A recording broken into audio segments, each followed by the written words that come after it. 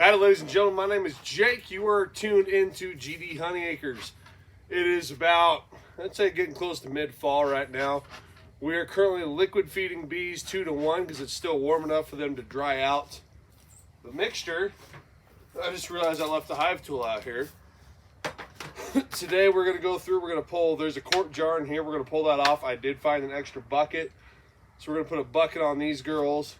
I'm going to pull all the buckets off out here, then we're going to go outside. I have 2 5-gallon buckets filled with a sugar mix, and that's all it is, just granulated white sugar with water. That's all it is. And we're going to fill those buckets up and get them back on here because this might be the last time I can liquid feed. So hopefully you guys have listened to my warning and gotten your bees fed, because pretty soon the only thing you're going to be able to do is put like dry sugar on top or a candy board, what have you, whatever you want to do. We'll get more into that later on what I like to do. So right now it's overcast. So what that means is all my bees are going to be in their hives, and they're not going to be happy when I pull off the feeding deals, the jar or the bucket. I don't ever do inner feeders. I always do outside feeders. No, that's not what I meant to say. Outside feeders sit on the front. I do inner feeders, but I don't do the frame feeders.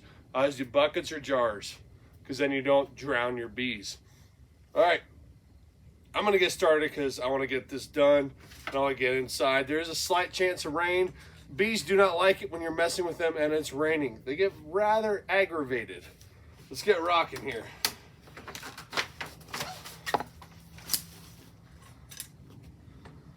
So, yep, that's exactly what I wanted to see.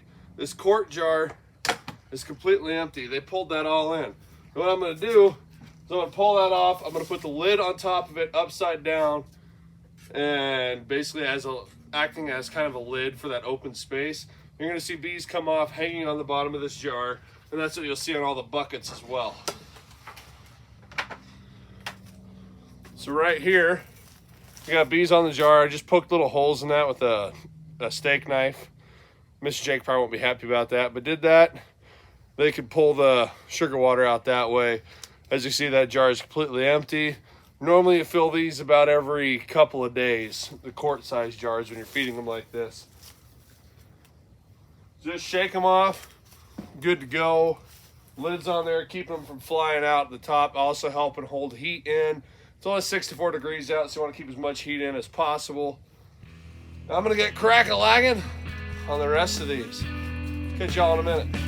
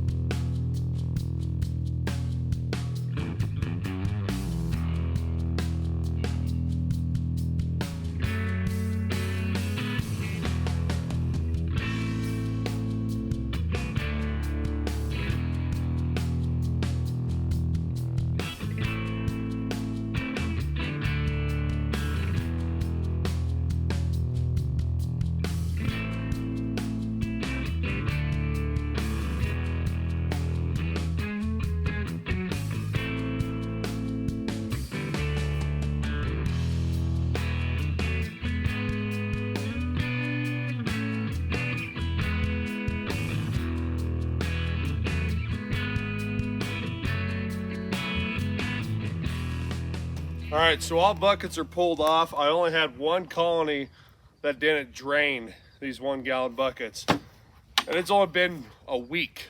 And they drained these. They're storing it away. They're not using it, they're storing it. So one thing I love about these buckets, not just the fact that they have a screened mesh, it's the fact that the lids come off rather easy. They come manufactured with like these holes here. You just pop it with your knife real quick, and you can take these lids off easy as heck. Don't do like I did when I first got these. Didn't notice those, and I about broke every bucket opening them up. But this makes it for a real quick swap. Now I go ahead and I will dump out any excess sugar water in there. There's just a little bit, not much. I'll dump them out just to make sure that anything growing is dumped out with it. And I'll probably go back with a couple of these buckets. I have a hydrant over here. I'll just rinse them out real fast because a couple of them look a little iffy, like they got a little warm. So remember, these beehives, they keep them in here from 90 to 95 degrees Fahrenheit all year round. They heat and cool their hives extremely efficiently.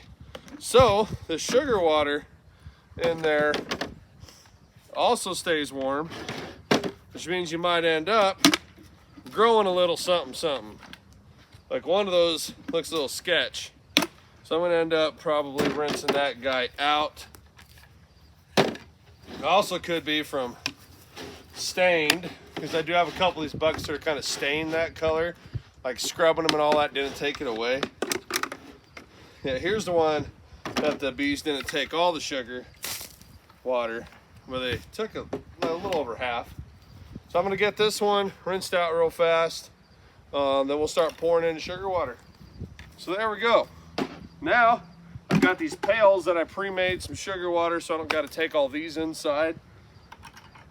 And I'm gonna do the best I can to dump them as nice as I can into these buckets without spilling too terribly much. I have 9 buckets and almost 10 gallons of sugar water, so hopefully we'll be all right.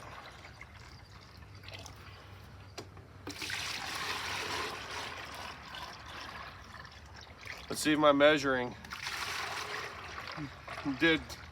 my measuring was correct. Man, that's thick stuff. One of these I did have a little bit less than the other bucket. Ooga booga. Oh, I just splashed. Hopefully that landed in a bucket.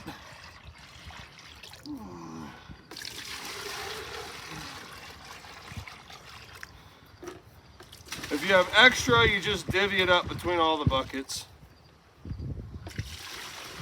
But it's nice if you have a little table like this, because then you can just set everything up, pour it all in, and be golden. This water is still rather warm, so everything is still flowing awesomely. And I don't gotta worry about it being thick once it cools off. Then you take the lids, shove them back on, like that, and we'll get them back on the hives. See you back in the bee yard.